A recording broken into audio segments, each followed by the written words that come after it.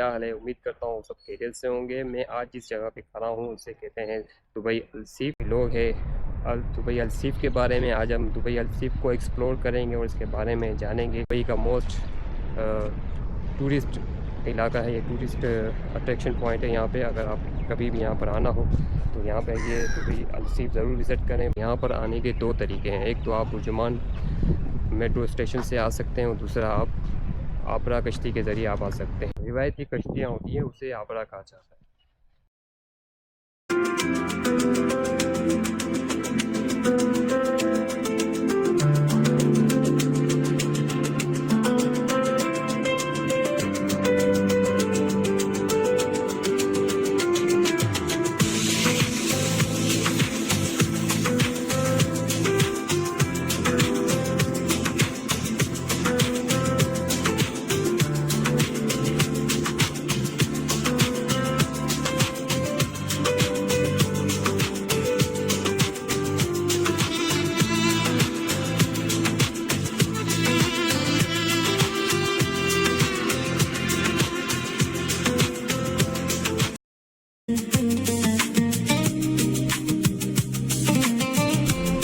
तो आगे ऊपर मस्जिद भी है और ये देखें लाल टेंट लगी हुई है पुराने टाइप की।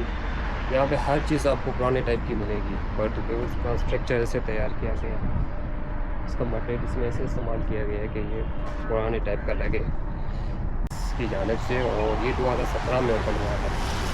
यहाँ पर आपको हर चीज़ एक यूनिक सी लगेगी, आपको यूनिक सी भी पाएगी ओल्ड टाउन की तरह। यहाँ पे मस्जिद भी है, यहाँ लेडीज़ प्रेयर रूम भी है और यहाँ पे जेंट्स प्रेयर रूम भी है।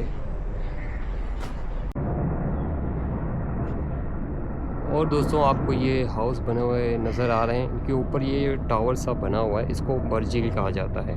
क्योंकि 1900 की दहाई में यहाँ पे कोई इलेक्ट्रिसिटी तो दुबई में थी नहीं और कोई एसी का भी कॉन्सेप्ट नहीं था, तो ये उस ज़माने के अंदर ये एक विंड कूलिंग सिस्टम बनाया जाता था जिससे इनके रूम ठंडे रहते थे।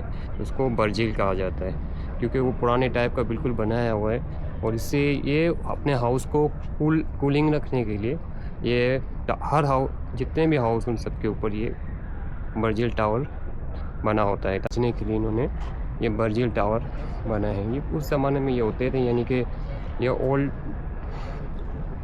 पुराने ज़माने के ये एसी आप कह लें कूलिंग सिस्टम है, ये एक विंड कूलिंग सिस्टम है। ये